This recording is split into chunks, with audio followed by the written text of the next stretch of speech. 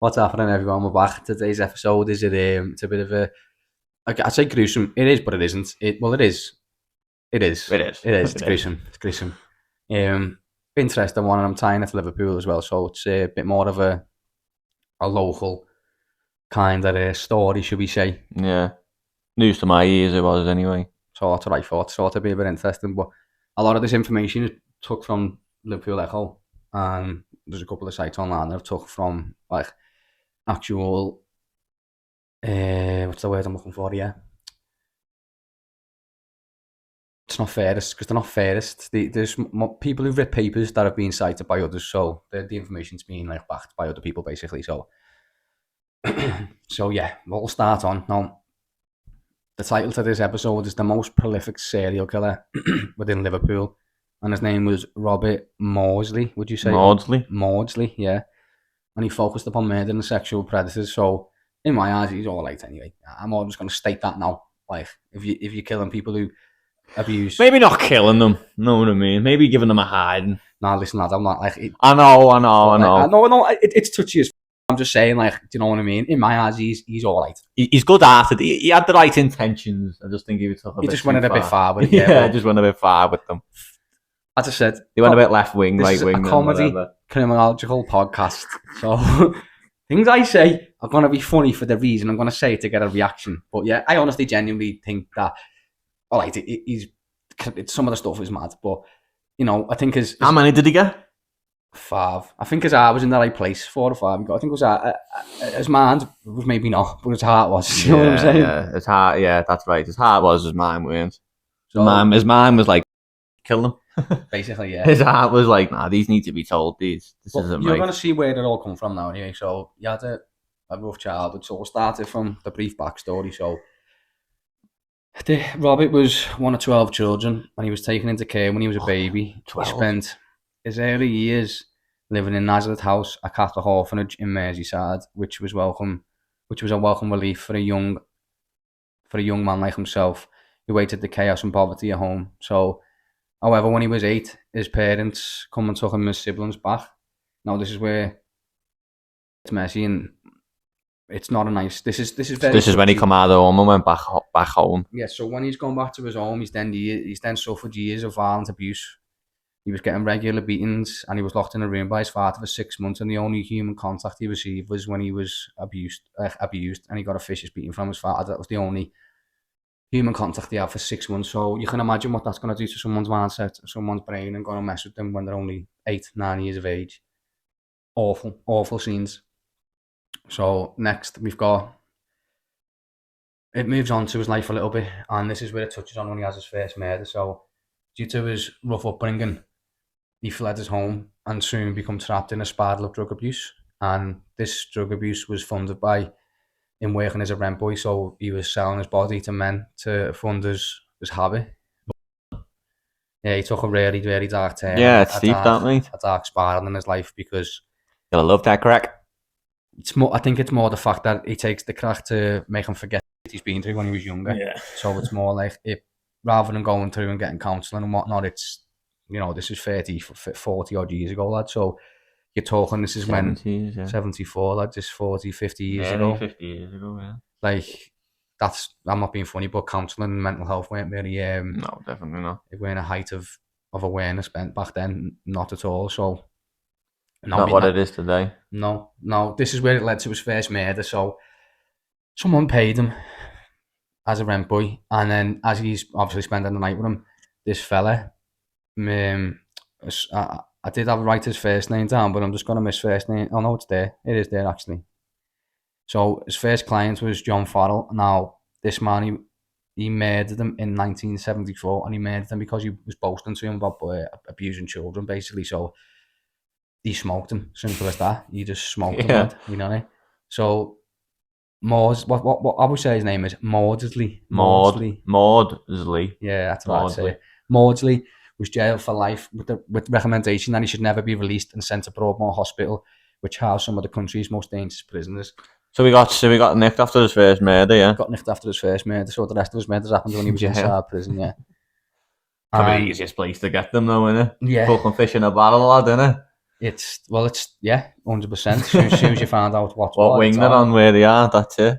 But this is what led on. So from 1974, he then committed another murder 3 years later. In 1977, him and a fellow prisoner, David Cheeseman, barricaded themselves. David what? Cheeseman, lad, what a name. Cheeseman. Sick name, that, He isn't it? definitely got called Cheesy, didn't he? What's happening? Big Cheese. Canton and cheese. The cheddar man. Big cheddar man. Cheddar man. That's a cheese man. The cheddar man, lad. That's his name. Lester, they called him. Big Lester. Big Red. But yeah. Cheese block. So these two fellas barricaded themselves in a cell with a convicted child molester, David Francis. Now, it was reported that Maudsley rammed a spoon through his ear into his brain. Oh, Jesus, Johnny. Ugh, painful. That's some mummification stuff. That was the last episode. Yeah, proper Egyptian torture. But this earned him the nickname the Hannibal the Cannibal. Although the autopsy later proved, I can't get my word out. That the autopsy later proven that that story about him sticking the spoon through someone's brain was completely incorrect. Yeah. Not say but what then happened, again, though. They could just be hardening it up. They just could be covering that up, and hardening it Could be, because, why would they want people to know about something that's sinister? But yeah, A spoon, lad. You can use the big end or the little end, though. That's what I'm thinking. big end, lad, innit? Get in there properly. Have to put some power to force that in, though. Be fucking useless, that. But the fact that this is only 1977.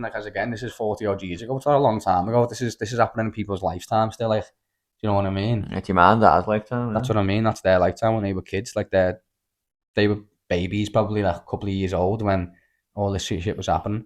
But you've got to understand as well, he's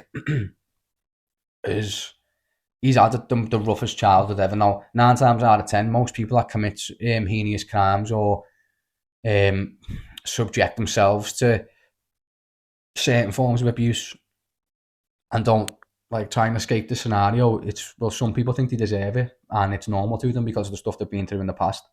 And then other people, they go down that route, as I said, he's got on heroin to completely wipe his mind and forget about all the torture and abuse that's happened to him and the torment through his early years, which is your foundation years for building your character and your personality and who you are as a person. Do you know what I mean? It shapes you. So if your environment is abusive and hostile, then 8 to 9 times out of 10, you're gonna end up being. Not even being a horror. It's not even like you're gonna be. You're either gonna be someone who does this type of stuff, or you're gonna be the opposite type of person who falls down a different path and either gets addicted to drug abuse and abuse of the body, or gets in relationships that are abusive and just accepts it because they feel like that's what they deserve. Normal, isn't it? Yeah, it's normal to them.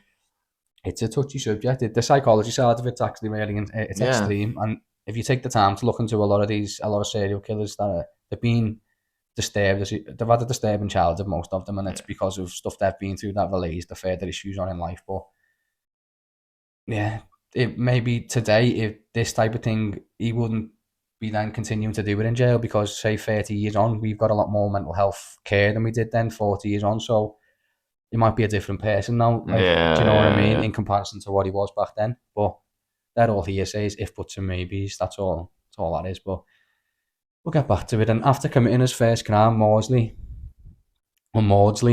was then moved to the maximum security prison in Wakefield, Yorkshire. Now, after a year, he killed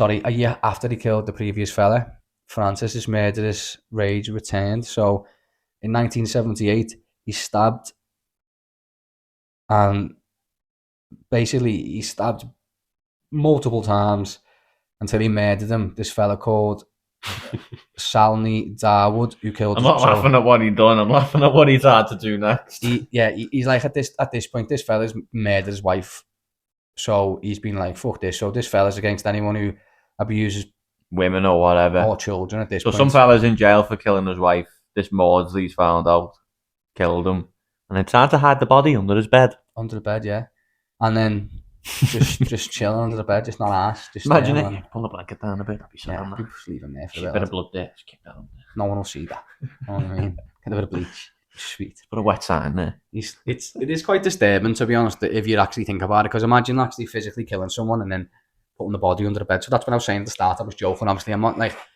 the man is mentally unstable. His mindset is set on it is set on killing people like that. So if he's in the real world and he finds out something like that, he's out of jail, he's not going to hesitate to go and just kill this person without any second doubt. Which again,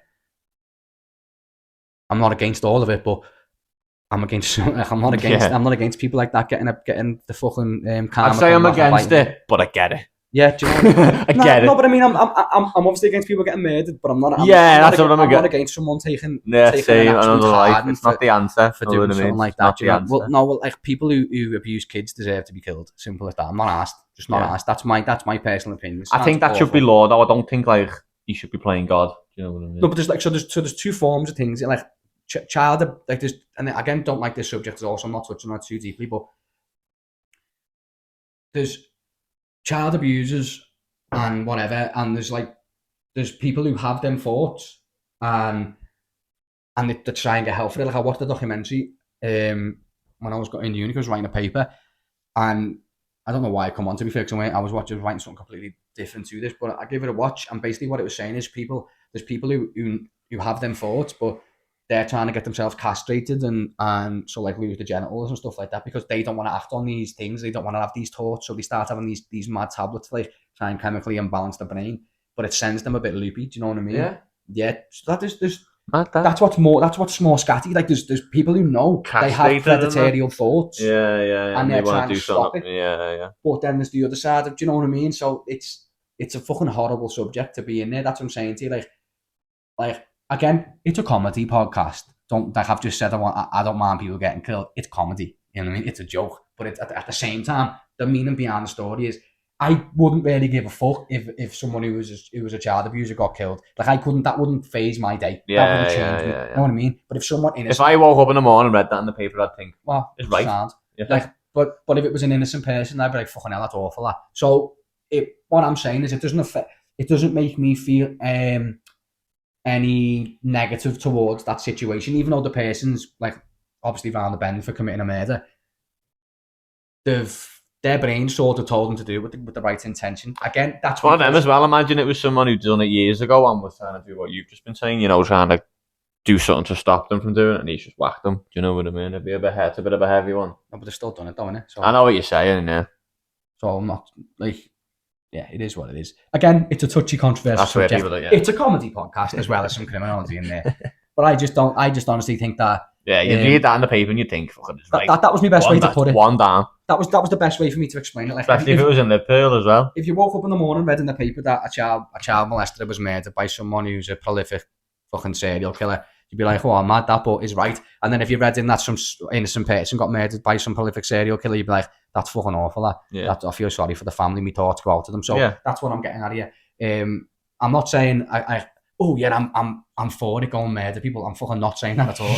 But I'm just saying if that was the case and that was the scenario that unfolded, A, I wouldn't be asked about. B, I'd have sincerity for. Get what I'm saying? That's my. I thought I had to clear that up there because it feels like I'm like advocating people getting murdered. I'm not advocating that whatsoever. So as I said, we were having a laugh and a joke about it. But my actual opinion on it is that, as I've just explained to you, is then A and B. A, you wouldn't be asked about. B, you'd actually feel sorry for. So maybe A, you'd be interested in why and you want to know what the score is behind it. But I mean, you wouldn't, personally, I wouldn't, as soon as I read that headline, I'd be like, yeah, man, that's one less horrible person in this world. Like, as unfortunate as it sounds, as it seems, it's as horrible as it may sound, that's just the truth of life. Everyone's entitled to their opinion, I suppose. Free world, motherfucker. Free speech. Stand up for your rights. Free speech anymore. Move on out. Yeah, how high that? Right. Move on out. Don't say the next line. I forgot what it is. Yeah, so we'll leave it at that. So we're getting back to the story anyway. And so after murdering, well, he's on to his fourth person now, isn't he? So, and another one gone, and another one gone. And another one bites the dust. Hidden under his bed. Another one bites the dust. Spoon in his ear. Another one bites the dust.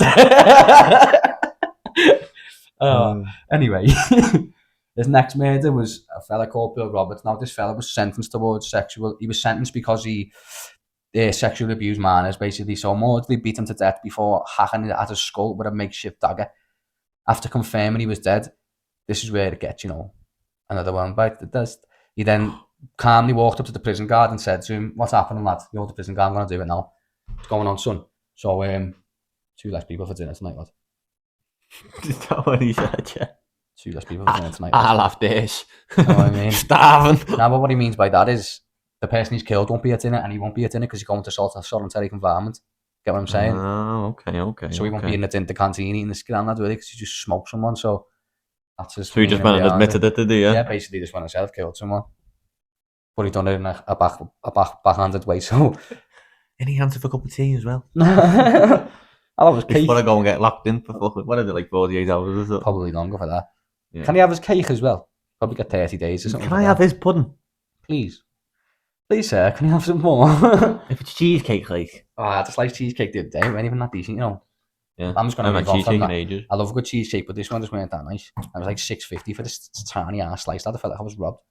But anyway, coming back to wrap this specific story up, it's a bit dark, but the murderer from Toxic is believed to be so dangerous. Is he from Toxic? Yeah. I like that. That he's no longer allowed to associate with other prisons or even guards and is serving the rest of the sentence in solitary confinement. So they say that he's in a glass box and he's in one of them ones where he's like, it's an open glass prison box so he can see everything he's doing type of thing. Like one of them. Like when you see in that film when with Bane's locked up.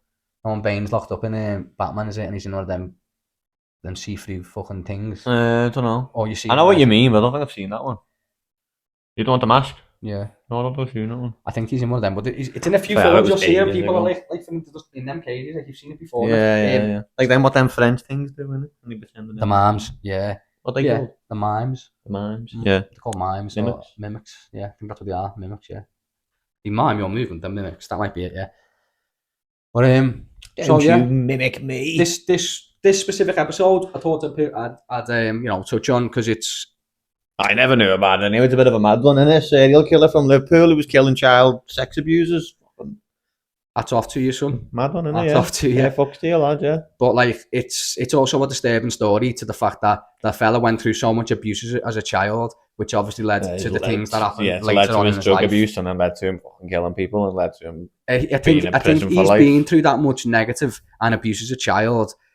And the stuff he'd went through, the only way he feels like he could get revenge back is by doing what he done. That's my personal opinion. What I see from his psychiatric state, like his physical mindset, his mentality, is being like, if I couldn't protect myself as a child, but I can protect these people now. Yeah. And maybe they're too late, they're dead, but I can get vengeance. Yeah. And that's his way of dealing with it. That's how I've unraveled the whole theory and story. That's my theory. It's not necessarily true. It doesn't have to be. You don't have to agree with it, but that's just from the evidence that's in front of me, what I've pieced together to say that I think that's his sort of his mechanism. Know what I mean? That's his movement. That's what gets him ticking. That's what keeps him going. That's what gets him driving. Do you know what I mean? Yeah. Gets it up and moving. But it's a very deep subject. But I've got one more murderous serial killer. No remorse. I want to talk about. Well, no, I don't. I wouldn't say so. To be fair, as I said to you, it's because he's been abused, so he's just attacking the abusers. That's just how it's spun round. Do you know what I mean? Yeah. Go on your phone, open this. I sent you the video. I think it was yesterday or the day before. No more. TikTok.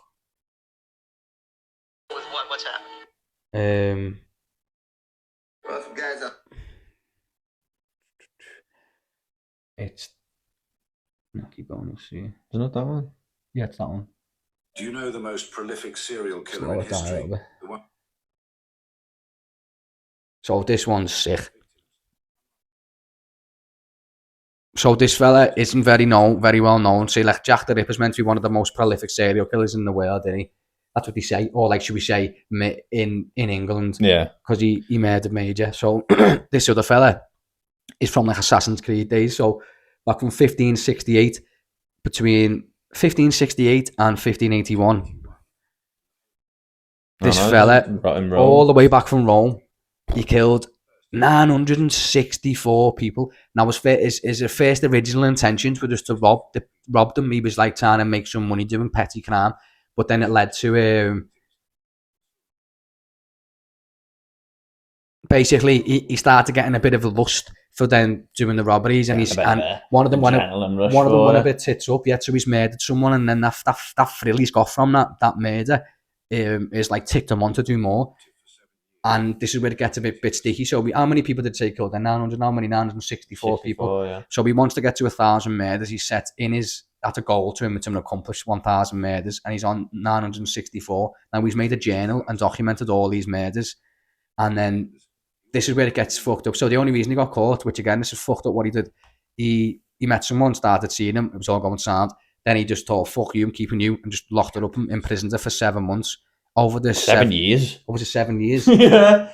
Sorry, 7 years. Yeah, so he met a woman and put her in a cage. He impregnated her about 7 or 8 times, and every time she had the kids, he killed them. He just broke the neck straight away, because he's a horrible bastard. But that added his numbers up, do you know what I mean? It's getting close to 1,000 tally. It's awful, and I'm not even making a joke about it, but that's generally how that scatty, crazy fucker thought and imagined things. It was just easy kills. Oh, and I know what happens. I'll just get off it. I'll explain the rest. So I just needed you to have a little look on it to see what I was talking about. So basically, the next part is where he gets caught. So his captive, who he thinks is his wife, his slave, his fucking slave. Yeah, he's brought it. She's asked to get out to get some fresh air one day, and he's actually let her after 7 years. After she begged and cried. Yeah, at this point, so she's she begged can go outside. just so she can get some fresh air. She's got outside, and as the first moment she just caused the scene. As soon as they were in broke public, down as you would. And all these guards come over, like 12 guards, arrested him, went back to his house and found his book with all his notes of the people he's murdered, the amount of people, and like the descriptive stories about each murder that he's physically like wrote down in his book. This fella was back from the 1500s, and he killed nearly 1,000 people. Like that, the most prolific. Where was this? Well, the Roman Empire. The Roman Empire days. In Italy, yeah. Could be anywhere. Rome. It's the Roman Empire, isn't it? Yeah. The Empire owned half the world, lad. The Roman Empire were in the UK. So Google to see where he was based. The Roman Empire. Google it then. Got the laptop in front of you. What was his name? Don't know. Just type in most prolific serial killer from the 1500s. Name. Lad, I do it faster on this, lads. I know. I just want to see what his fucking name was. Unlike Jack the Ripper, he isn't very well known. His name is Crispin Genipatinga. I'm not going to be able to spell that, you know. That's why I'm going to get it up for you, kidda. Crispin Genipatinga. It is. It's come up already. I don't need to do anything else. He was a German serial killer. Oh. So, Crispin. That's not good, nah. Nine. Christmas. His name was Crispin. How close is that to Christmas? He used to just give me nightmares about Christmas now when I think about it. This fella's fucking done something. Take the N off, put an S on. But he was a German serial killer and a band of the 16th century, and it says he reportedly murdered 964 individuals, starting in his youth over a 13-year period. So he started when he was like 16 or something. That's rough. Yeah, deep that mean. Yeah, and he was from.